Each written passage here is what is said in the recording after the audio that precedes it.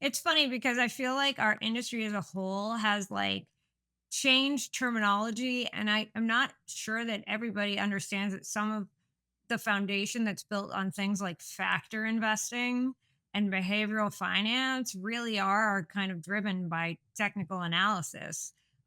If you think about factor investing, factors are just technical indicators, correct?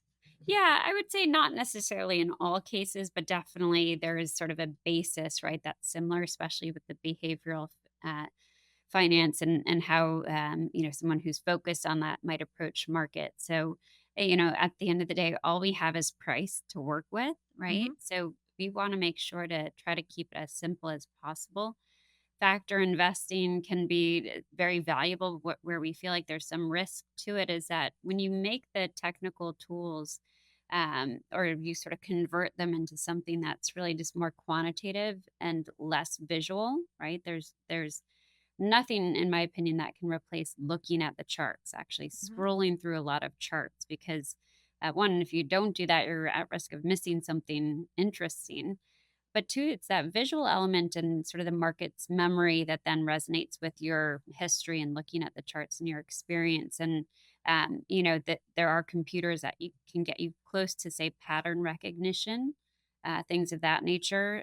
But you really can't replace a human's ability to identify these setups that are higher probability.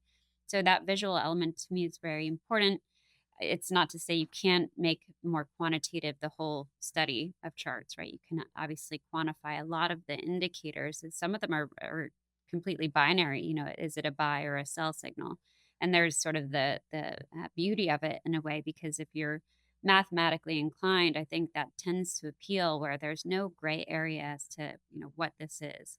And then the only gray area is more how your biases, how you let your own biases sort of trickle into your decision making, right? Are you looking for confirmation bias elsewhere of something? That type of thing. But if you can approach it more systematically, where you're looking at the same charts with the same tools time and time again, I think that's where the real value is.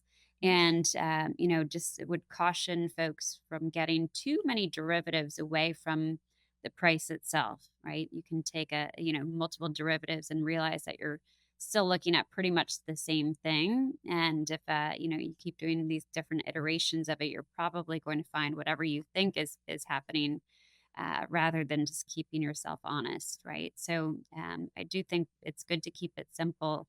It's good to always have that visual element, even if it's supported by my more quantitative work.